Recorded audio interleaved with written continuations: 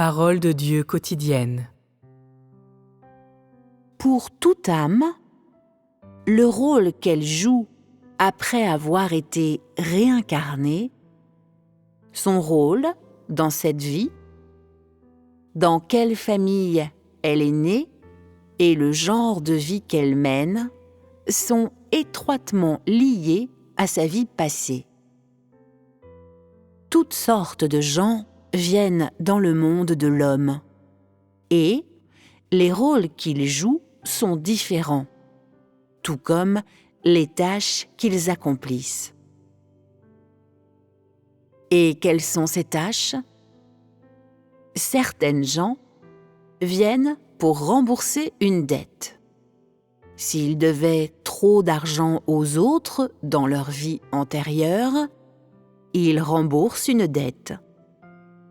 Certaines gens, par contre, sont venus pour recouvrer une dette. On leur a volé trop de choses et trop d'argent dans leur vie précédente.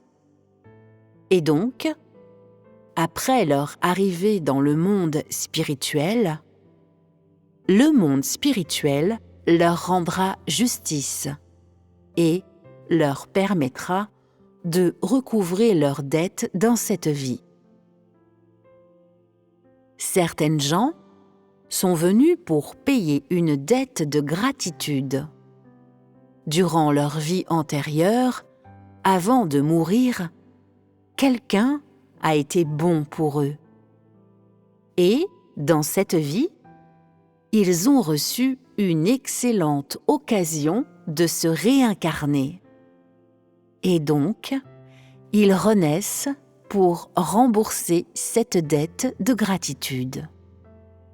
D'autres, par contre, renaissent dans cette vie pour réclamer une vie. Et quelle vie réclament-ils ? La vie de la personne qui les a tués dans leur vie antérieure. En somme, la vie présente de chaque personne a un grand rapport avec sa vie antérieure. Elles sont inséparablement reliées. C'est-à-dire que la vie actuelle de chaque personne est grandement affectée par sa vie antérieure. Par exemple, avant de mourir, Zhang a volé une grande quantité d'argent à Li. Alors, est-ce que Zhang a une dette envers Li ? Si oui, est-il naturel que Li recouvre sa dette de Zhang ? Et donc, après leur mort, il y a une dette à régler entre eux. Et quand ils se réincarnent et que Zhang devient humain, comment Li recouvre-t-il sa dette ? Un moyen est que Li recouvre sa dette en renaissant comme le fils de Zhang, Zhang étant son père. Cela se passerait dans cette vie, dans la vie présente. Le père de Li, Zhang, gagne beaucoup d'argent et Li, son fils, le dilapide. Peu importe combien d'argent Zhang gagne, son fils Li l'aide en dépensant son argent. Peu importe combien Zhang gagne, ce n'est jamais assez. Et son fils, pendant ce temps, pour une raison ou pour une autre, finit toujours par dépenser l'argent de son père par tous les moyens et de toutes les manières. Zhang est mystifié. Que se passe-t-il ? Pourquoi mon fils a-t-il toujours été un porte-malheur ? Pourquoi les fils des autres sont-ils si bons ? Pourquoi Mon fils n'a-t-il pas d'ambition? Pourquoi est-il si inutile et incapable de gagner de l'argent? Pourquoi dois-je toujours le soutenir? Puisque je dois le soutenir, je vais le faire. Mais pourquoi a-t-il toujours besoin de plus d'argent, peu importe combien je lui donne? Pourquoi ne peut-il pas gagner sa vie honnêtement?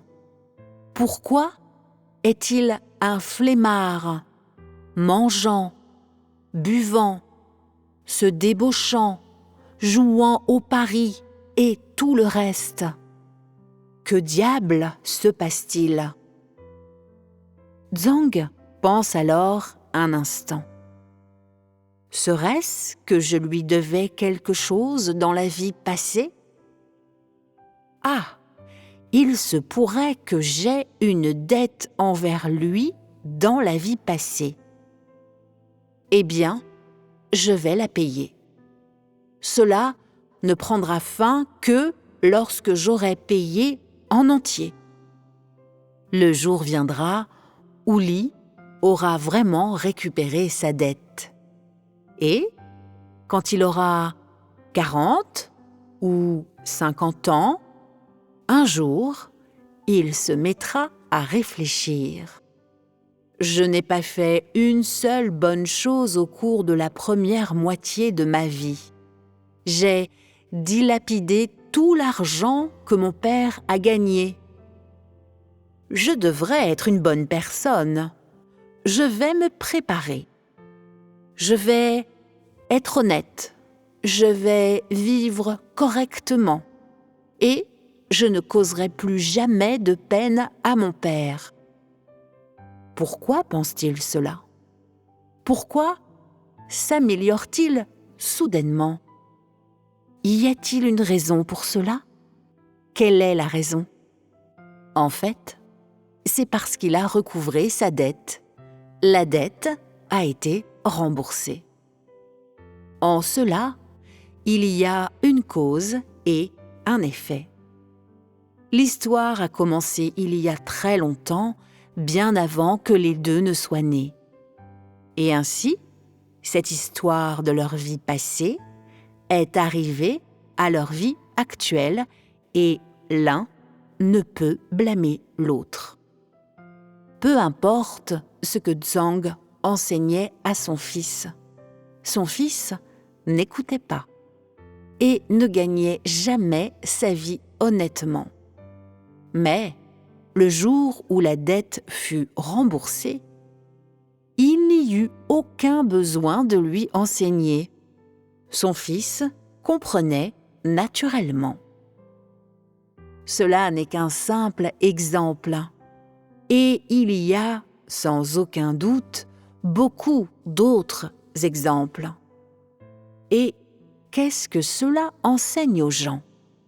Qu'ils devraient être bons, Qu'ils ne devraient faire aucun mal et qu'il y aura une rétribution pour leurs actes mauvais. La plupart des incroyants, comme tu peux le constater, commettent beaucoup de mal et leurs méfaits sont rétribués, n'est-ce pas? Mais cette rétribution est-elle arbitraire? Il y a un contexte et une raison pour tout ce qui reçoit une rétribution. Crois-tu que rien ne se passera après que tu auras volé de l'argent à quelqu'un? Après avoir dérobé son argent à quelqu'un, crois-tu qu'il n'y aura pas de conséquences pour toi une fois que tu auras pris son argent? Cela serait impossible. On récolte ce que l'on sème. Cela est tout à fait correct. Autrement dit, peu importe qui ils sont ou qu'ils croient qu'il y a un Dieu ou non, tous les gens doivent assumer la responsabilité de leur comportement et les conséquences de leurs actes. En ce qui concerne ce simple exemple, Tsang est puni et Li est remboursé. Est-ce juste? C'est juste. Quand les gens agissent ainsi, il y a ce genre de résultat. Et est-ce séparé de l'administration du monde spirituel? C'est inséparable de l'administration du monde spirituel. Même s'ils sont des incroyants, s'ils sont ceux qui ne croient pas en Dieu, leur existence est soumise aux édits et décrets célestes desquels personne ne peut échapper. Peu importe leur position dans le monde de l'homme, personne ne peut éviter cette réalité.